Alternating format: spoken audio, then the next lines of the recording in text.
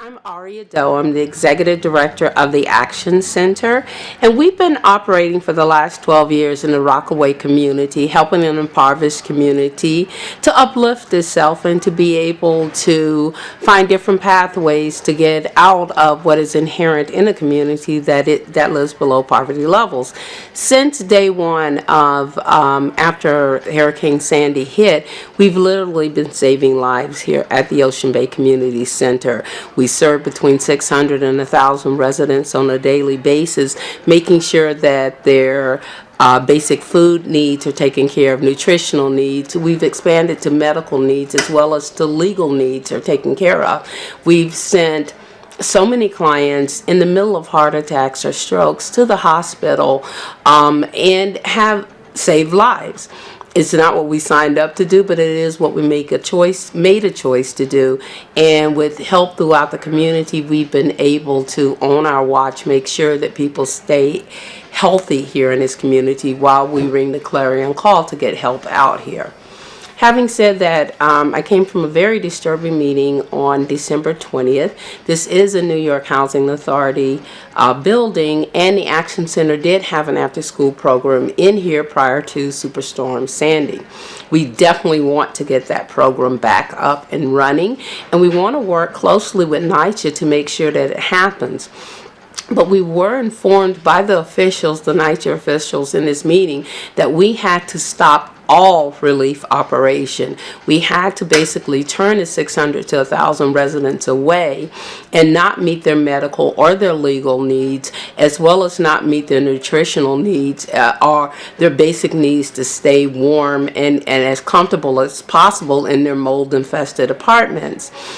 The reason being given was that in order for them to clean this place up so that other programs can start, we had to clear out all of our donations. We had to stop accepting donations. We could not use the outside tents that we had as a contingency plan to be able to allow them to come in and clean, and that everything had to cease and desist. We believe that there's a better solution to this.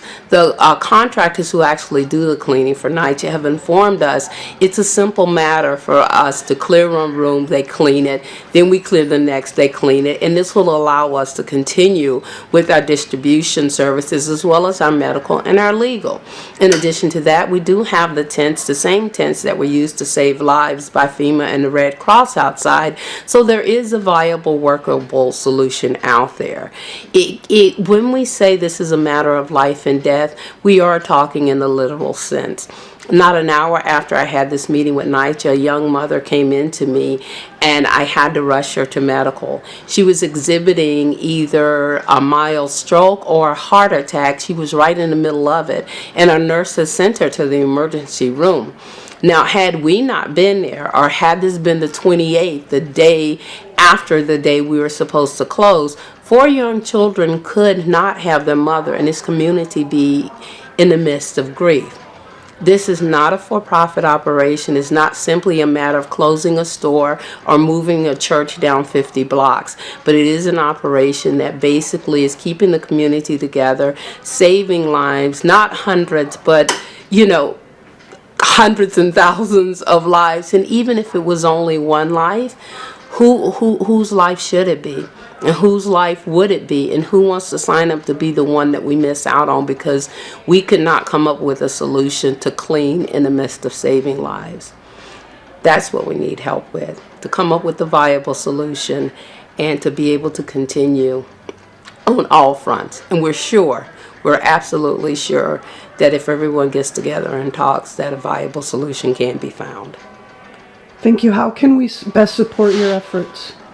Well, to shine light on what's going on in the community, but we deal with positivity. We're getting the message out not to make anyone look bad, because we honestly feel like if you're not here in the midst of what's going on, you really don't understand how critical the services are. You don't understand that if you have no gas, you can't cook, and if you only have generator power, then the hot food that we serve is the only food you're going to have for that day, and you have to microwave it.